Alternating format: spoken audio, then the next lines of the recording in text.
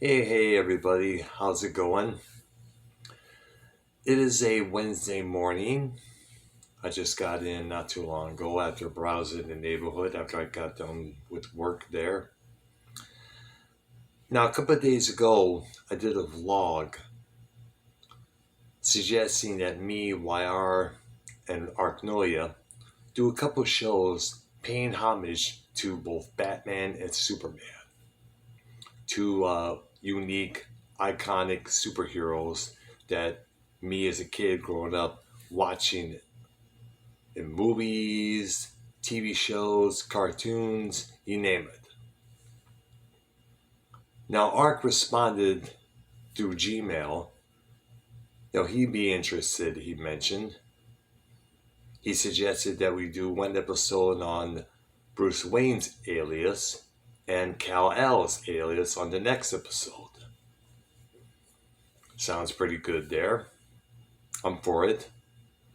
Now, YR, after I suggested this idea, he mentioned about us doing one music show this week and then possibly doing both Batman and Superman on the next episode. I have no problem with that. Now, YR also mentioned about doing these two shows on Ark's Patreon, which, by the way, I recommend everybody subscribing to or signing up for there. I'm not sure how it goes there. Ark has a lot of interesting details on his vlogs and videos on there, so definitely go check it out. Now, I also mentioned a couple of suggestions for our music show later on this evening, which will be at 7 p.m. Eastern Time, as always. One suggestion I have is groups that release one album, failed miserably, or so damn horrible that nobody would touch it with a 10-foot pole, that years on down the line become certified cult classics. One example of that were the Shags. In 1968, they put out an album called Philosophy of the World.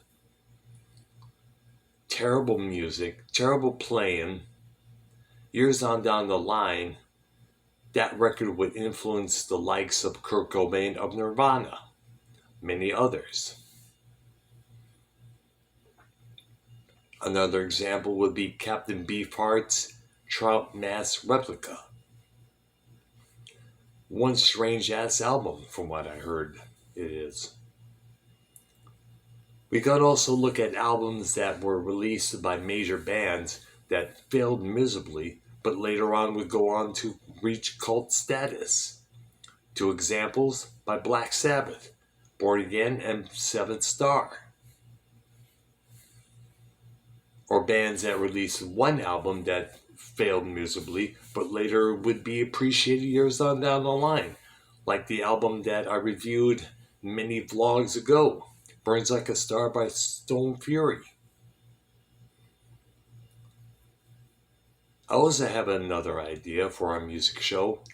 We could look at all the record labels, indie, major, that exist out there, that used to exist, currently exist, like Capitol, EMI, Universal Music, Geffen Records, Prince's old record label, Paisley Park, and this one record label that Marilyn Manson had for a short while called Post-Human Recordings.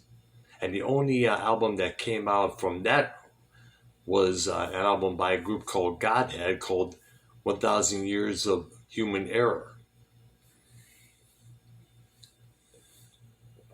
Now, we haven't really decided on which to go with, which path to stumble on there.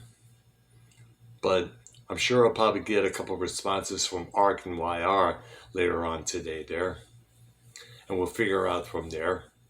Either way, tune in to our music show later on at 7 p.m. Eastern Time. And we'll take it from there. In the meantime, subscribe to my channel, hit that like button, notification bell as well. And enjoy yourselves. Bye bye.